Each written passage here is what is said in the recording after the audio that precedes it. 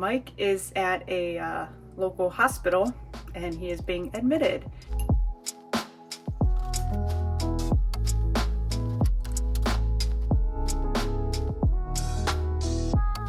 Well, we are not having a very good time tonight or this morning. It's technically morning, it's about 1 a.m. So let me give you the lowdown about what's going on. I'm currently at home. Mike is not. Mike is at a local hospital and he is being admitted for appendicitis that is perforated, and he needs to get surgery on it as soon as they can get the surgeon in.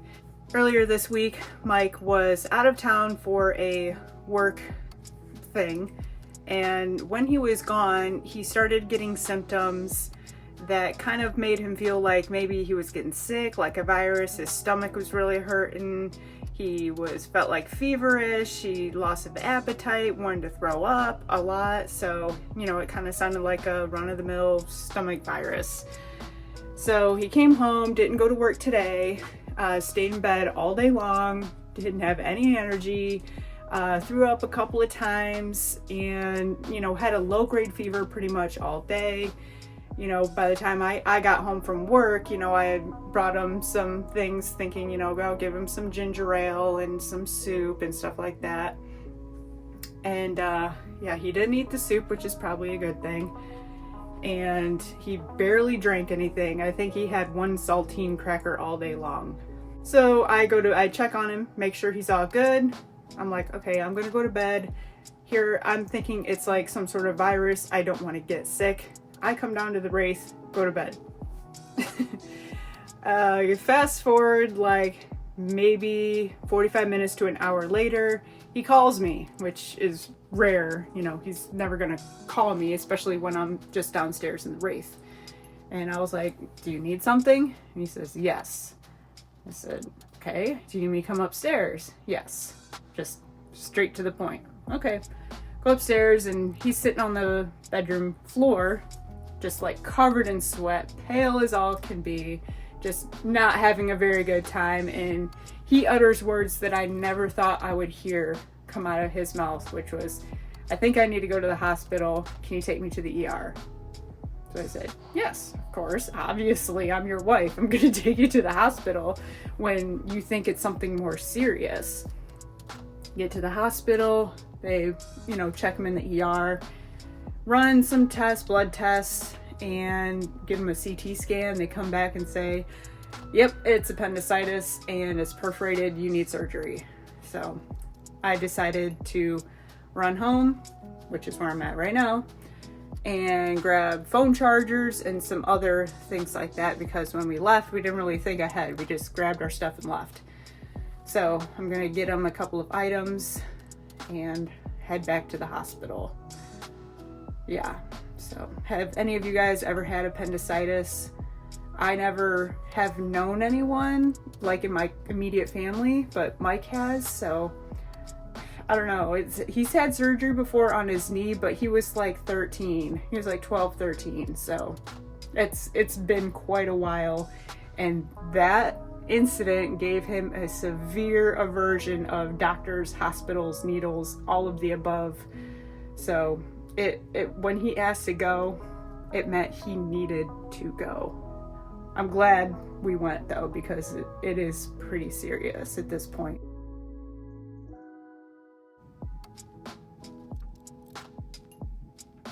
How you doing? This really sucks. Yeah. Sucks a lot. It doesn't look or sound fun at all. I mean, I'd rather be me than you, to be honest. Because, sick men, oof. Man flu is a real thing. Try not to make you laugh. I know it's really hurty right about there in your stomach. Yeah. It's 1:50 in the morning. Yeah. And they said it's probably going to be the afternoon until I get to go to surgery. They called the on-call surgeon and got everything all set up. And here we are. He's still technically in the ER right now. Yeah, we just don't have any beds. Yeah, so He's gonna be here for a little bit. They said they're super busy, but he is being admitted. They have been great here. Yeah. For a hospital experience, I guess so far it's been good. They were pretty quick with getting the test ran too, so, and we knew like what it was within, I don't know, an hour or two of being here. I don't know, time is kind of like, I don't know what time it is, what day it is anymore. So. It is 9:42 a.m. and we are still in the same exact ER room, waiting for the surgery to be scheduled. It's been a long day, long night. Yeah, it's all rolled into one because it's been over 12 hours now since you said we're going to the hospital. So here we are, getting some IV fluids and some antibiotics to help with that infection. So, I mean, we'll keep you guys updated, but so far, Nothing's happening. nothing to update on.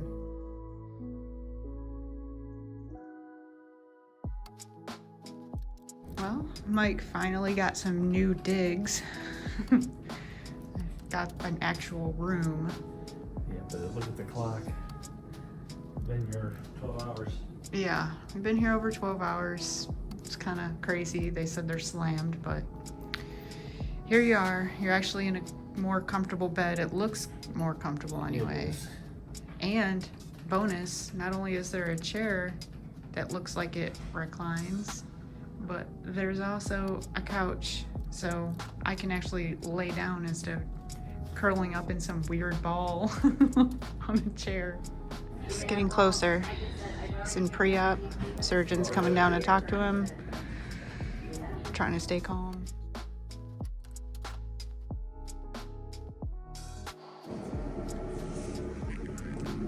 All out of surgery. Did good job, Mikey. I am messed up. Yeah. Loopy. You put it Tripping. that way.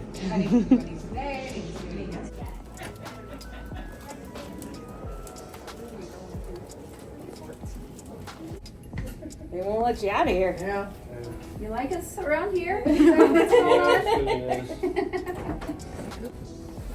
Ever been hoisted in the air by 3 women? Today's your day. Well, that's why I'm thinking about it. Ready? Might be a little ouchy. Okay. Shortly in there. That's fancy. I don't even know where these have been in my whole life. You've had some time to recover. So how are you feeling now? Well, I'm on a very good pain pill. Yeah, I don't remember what it was. They wanted to give me morphine, but I said I don't want morphine. Or I anything refused. Like even leading up to this, I refused all the painkillers. Yes, yeah, the whole time we were here, he had none. Not even aspirin. Yeah. When we were in the pre-op, I was so terrified. Yeah, he was physically, Shaking. I could not like stop shaking. yeah, like this whole arm and hand was doing this. And I was like, is that just like doing that? He said, I can't control it. So I remember going into the OR, looking up at those big lights, and they like strapping my arms down or whatever, and then next thing I know, Lynn's next to me going, "You're done. It's done." Yeah, so he was pretty loopy. You seem pretty with it currently present. I feel very, very good right now. The pain pill they gave me was, I can't remember what they called it, but it's got Vicodin in it. Yeah, and Tylenol something. And I took it on a completely empty stomach. When he had his first sip of water, he was just like in heaven. He was out of it mentally, but physically I could see his face just so happy he got water. Yeah, the nurse is like, "We'll get you other stuff." No, this water is delicious. Yeah, they're like, I feel so bad. You can only have juice, Sprite and, you know, stuff like that. And he's like, you know, I haven't had water for, you know, for a whole day. I'm good with water. Yeah. How many hours? Like 12 hours or something with nothing to eat, nothing to drink? At least nothing to drink. It was longer for eat because you didn't eat anything when I was home from work, you know, and that was several hours before we went to the hospital. So how was your experience here at this particular hospital? It was, now you gotta understand, I have like a morbid fear of healthcare. Yes. But I had a very good experience here. Everybody was good. Yes. Everyone was super nice, very helpful. It's been good. It's been painful, but it's been good. One thing that wasn't as fun for me was that I had to work today still. So at like 3:30 or something like that a.m. I got called into work for a drill. Other nuclear workers would know exactly what I'm talking about. So it was a drive-in drill, so I had to drive in within a certain amount of time to meet the qualification for this drill. But it worked out because I had to grab my laptop because I also had work and meetings today that I couldn't miss. I was like, of all days, why this day when this guy laying here in the bed? I ruin everything. No. I wanted to be here with you. I didn't want to leave you to go do stupid work stuff, you know. I mean, can you blame me? I'm pretty sure everyone who's watching would probably agree, and you would too. You wouldn't want to go to work if I was in a hospital bed. Especially at 3:30 in the morning. So I think you're going to get some rest for now. A lot of rest to catch up on, and I guess we'll see you in the morning. Well, it is the next day at 7 a.m. Well, Mike texted me at 7 a.m. saying they give me permission to be discharged today. So I was like, okay, I'll get up and get going. So it is just turned 7:30 now. I'm in the hospital parking lot, ready to go up and get him and bring him home. The dogs have not seen him, so they're probably gonna freak out a little bit because they were very worried. Every time I would come home without him, they probably thought I did something to him. But so I'm kind of excited. Let's go get Mikey. How was your night? Very up and down. Yeah. Just there's so much noise here. So much Right. light. It's just not home. No, absolutely is not. It Like, was there's nice. noise right now. It was nice and quiet for me, but the dogs definitely missed you. So I think they're going to be very excited because I'm coming home. coming home today. Yay! The I guess the catch is I can't do anything strenuous at all for the next 2 weeks. Yeah, I'm just existing. right. He said he's not allowed to, you can't go to work or you can't do work. Doesn't even want me to go to work. Yeah. I told him I can just do desk work. He goes, no, you need to stay home. Wow. So That's going to be tough for you. yeah, I might be pretty bored. Yeah. And if we go camping, that means you, Lynn, have to do everything. Hook up the Jeep, dump the tanks, probably even drive. Yeah. That's exactly what I was thinking as well. But I mean, this is why I know how to do all the things, though, is because you never know when something like this will happen out of nowhere and leave you incapacitated to where you can't do those things. Yeah, think if we were 500 miles away or something. Well, we just did a cross-country trip. What if this would happen in Idaho or Montana I know. or something, and we gotta go back to Ohio? We talked about that yesterday about as much as it sucks, we were very lucky that it happened when At we were home. at home. We were both home. We weren't, one night into a trip. We weren't across the country. Yeah, very, very lucky. So, and I hate to say that because, he lost a body part, but I also lost about 10 pounds of weight. I yeah, haven't eaten anything. even I, these past 2 days or whatever, I lost weight.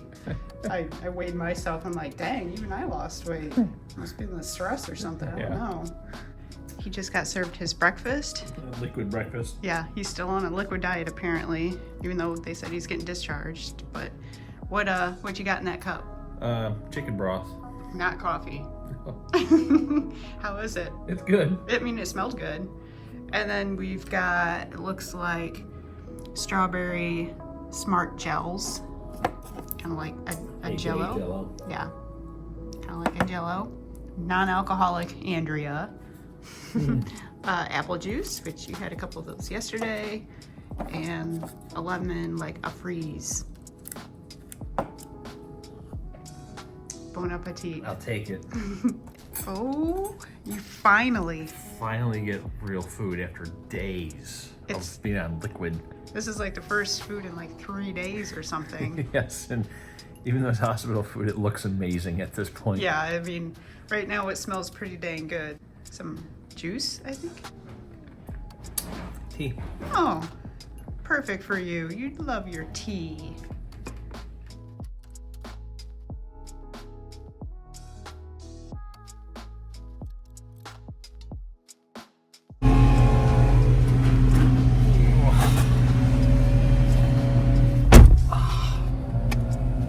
How you doing?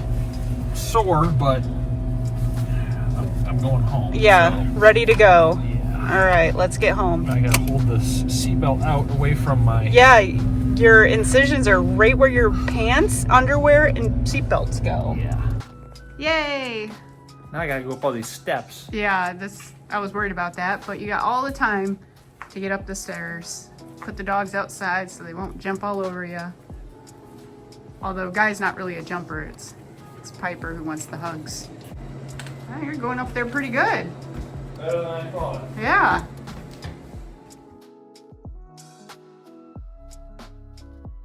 Careful, it's heavy. I'm capable, unlike you. That is our fire ring at home. Yep. We've had that many, many years. Works great. All right.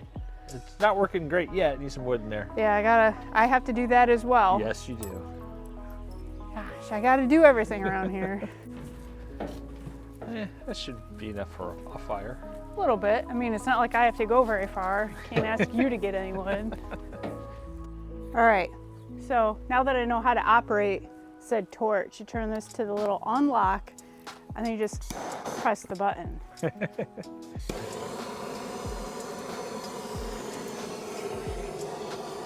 Do you know how to lock it on? That? Yep. Ah, I guessed right.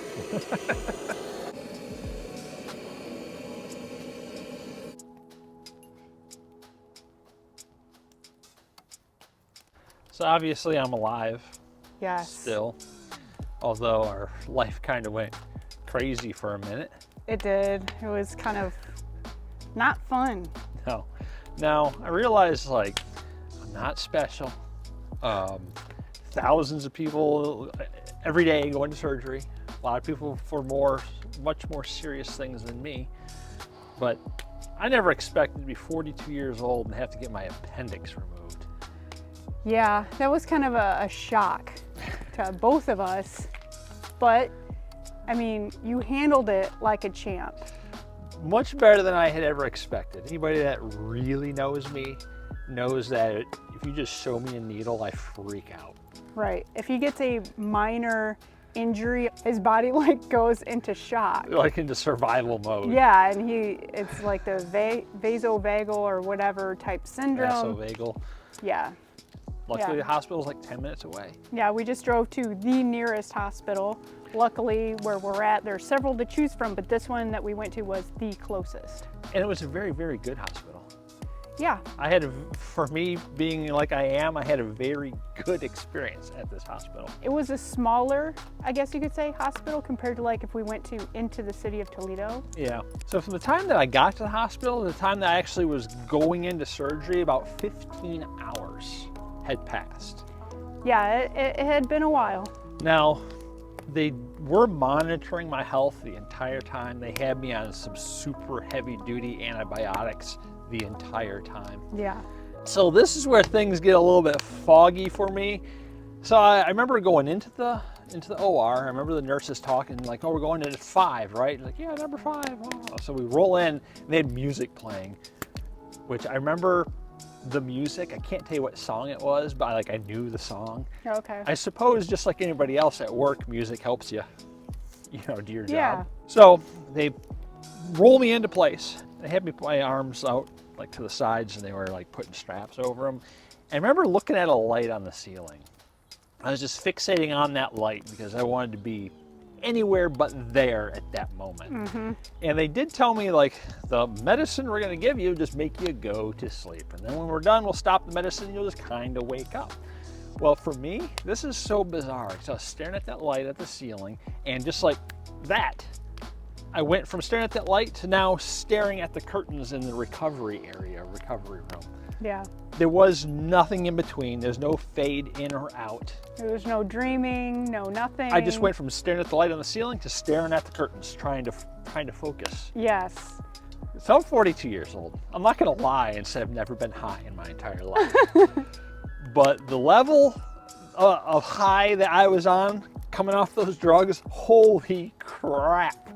I've never been flying like that before in my life. And I could see that, and I was like, you know what? I'm just gonna, just hold his hand, because that's the first thing he did. He doesn't remember this, but as soon as I came in the recovery area of the after his operation, he goes like this, and he stuck out his hand when he saw me. I don't remember to hold it. his hand. So I just walked up there, I held his hand, and he didn't remember that at all. The next thing he did after he kind of woke up a little bit is right there on his finger, they had him take off his wedding band for the surgery, and I had it, and he asked me for it back. So I guess it makes me feel pretty good, because first thing he wanted was to hold my hand. The second thing is he wanted his ring back. So. And like I said, my consciousness ends looking at the light and then staring at the curtains, and then I look to my left and there's Lynn holding my hand. Right. So I don't remember anything. Apparently I asked Lynn the same questions 3 or 4 times. Yes. Didn't even know. He asked how long he was out, or how long did it take, and he asked which day he gets to go home. Probably each of those at least 4 times each.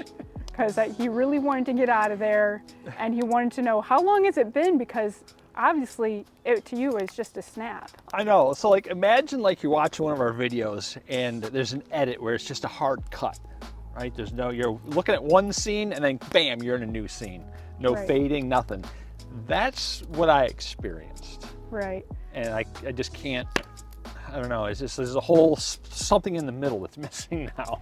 I guess if you guys who are watching, if you've ever had surgery, is that how it was for you as well? Yeah, I'm sure everybody experiences it differently. Right. I mean, and I don't have anything to compare it to. Luckily for me, I've, knock on wood, literally, I've never had that happen. So I'm lucky in that respect.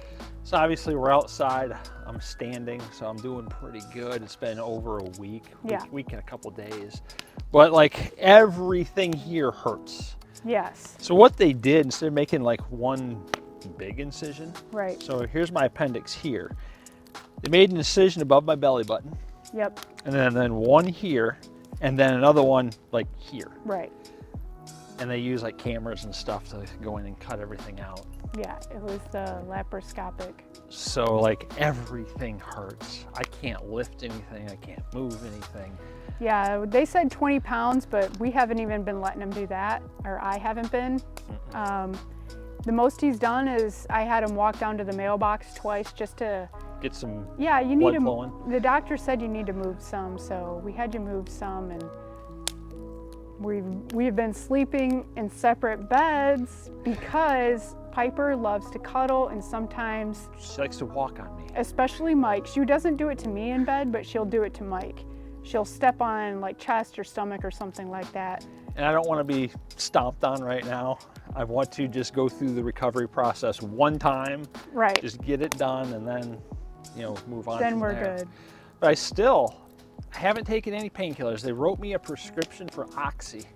I got it filled. Got it filled just in case, but I have not taken a single one of them. Yeah. But this is really all I can do right now is just this, stand around or lay on the couch, Right. watch TV. It's kind of a bummer because we're not supposed to be here right now. No, we had some grand plans. We did. We were supposed to be camping with friends over the weekend, which is now come and gone. We're supposed to be going out to Indiana to go to Turkey Run, our favorite place to hike. Yep. And that's gonna come Canceled. and go. And we got friends coming up, Chuck and Allie from Florida, coming up to Indiana. They're gonna be about 4 or 5 hours away from us, and I don't know if I can go. Right.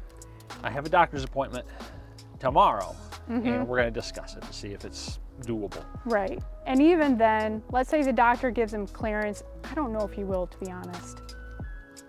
But if he does, it's still going to be your choice. I mean, like I said, I'm a little bit sore right now. Now, I don't want to say I'm in pain, I hurt, it's sore. It feels like a sore muscle, like if you work out too hard or something. Yeah. That's how I feel. But I don't want to overdo it.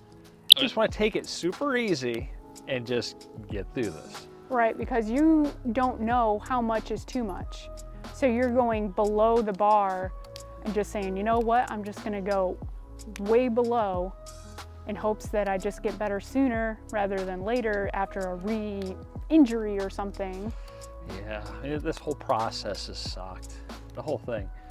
Even in recovery, because when I'm home, there's so much I want to do. Yeah. I can't. Yeah, I mean, it's okay. It is what it is. I'm kind of, taking the brunt of all of the household chores, with exception of you have been able to, you did a couple of dishes. I cleaned the kitchen. And clean the stove and stuff like that. So that has been helpful. But other than that, All the heavy lifting falls on you right now. right. He's on the road to recovery. We just don't know how long that's going to take. He's off work for another week. Yes.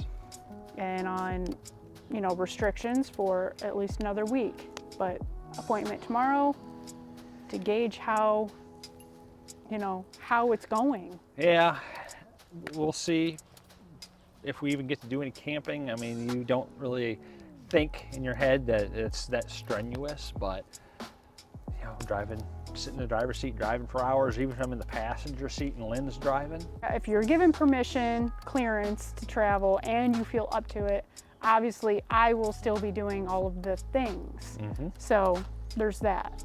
It's not like you're going to be driving, I'll put you on the couch, you'll be the passenger princess for a while. We'll see. But we actually don't know if that's even going to happen or anything. Who knows when we'll be traveling again. It could be a couple weeks yet. Right, we're both kind of just bummed out that we're looking forward to this so much that, of course, it happens right before we had time scheduled off. Now we get to use it for recovery instead of vacation. Fun things. Yeah. But I guess for now, we're just going to enjoy this lovely campfire that we got going on. Mike's going to continue to recover. And I guess until next time, see ya. See ya.